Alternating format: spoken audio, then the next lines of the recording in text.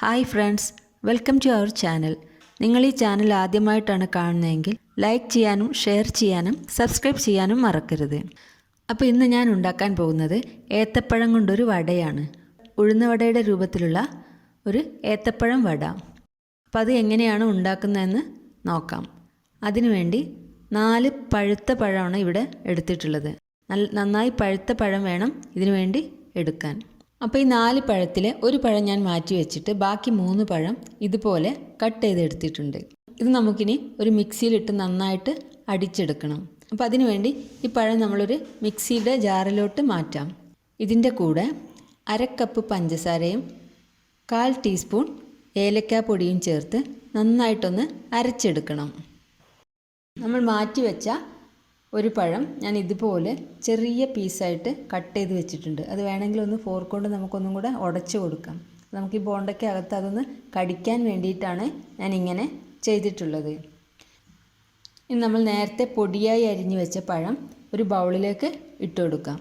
അതിലേക്ക് ഇപ്പോൾ അരച്ചു വെച്ച മിക്സും കൂടെ ചേർത്ത് നന്നായിട്ടൊന്ന് മിക്സ് ചെയ്തെടുക്കണം. ഇങ്ങനെ ചെയ്യുമ്പോൾ നമുക്ക് ഇത് പൊരിച്ചെടുക്കുമ്പോൾ നമുക്ക് ആ പഴത്തിൻ്റെ ചെറിയ ചെറിയ പീസുകൾ കടിക്കാനായിട്ട് പറ്റും. അതിനു വേണ്ടിയാണ് ഇങ്ങനെ ചെയ്യുന്നത്. ഇനി ഇതിലേക്ക് 1.5 ടേബിൾ സ്പൂൺ റവയും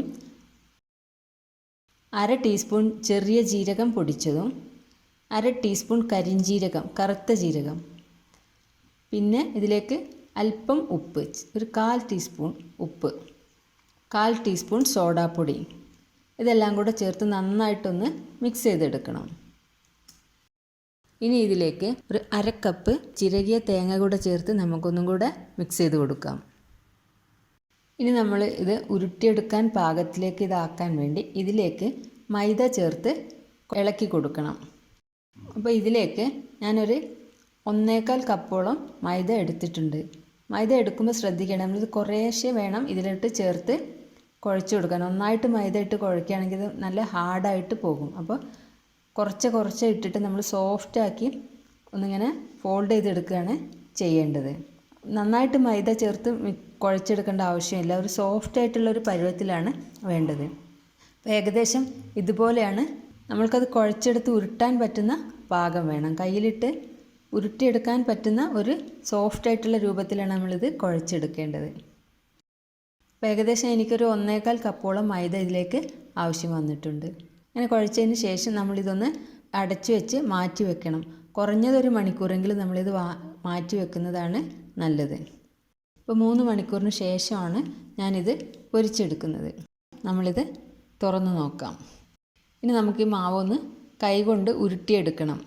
അതിനു വേണ്ടി നമ്മൾ കയ്യിൽ കുറച്ച് വെള്ളം നനച്ച് ഇതുപോലെ ഉരുട്ടിയെടുത്തിട്ട് നമ്മുടെ വിരലൊന്നുകൂടെ നനച്ചിട്ട് അതിൻ്റെ സെൻറ്ററിലൂടെ ഒരു ഹോള് ഇട്ട് കൊടുക്കണം. ഇതിനാണ് ഞാൻ ഉഴുന്നുവടയുടെ രൂപത്തിൽ നിന്ന് പറഞ്ഞത്.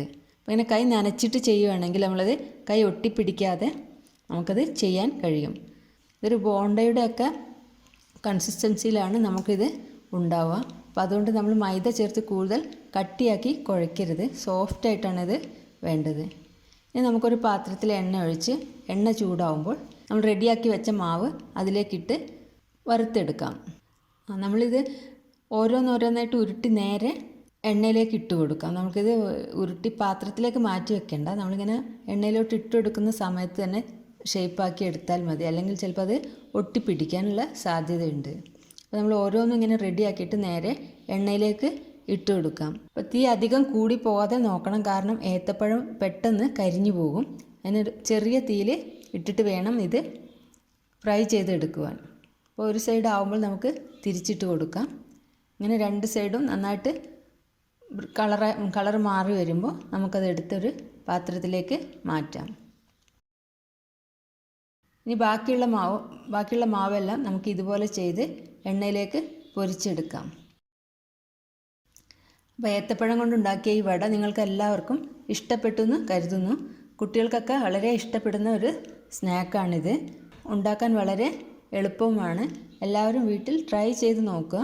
ഇഷ്ടപ്പെട്ടാൽ ലൈക്ക് ചെയ്യാനും ഷെയർ ചെയ്യാനും സബ്സ്ക്രൈബ് ചെയ്യാനും മറക്കരുത്.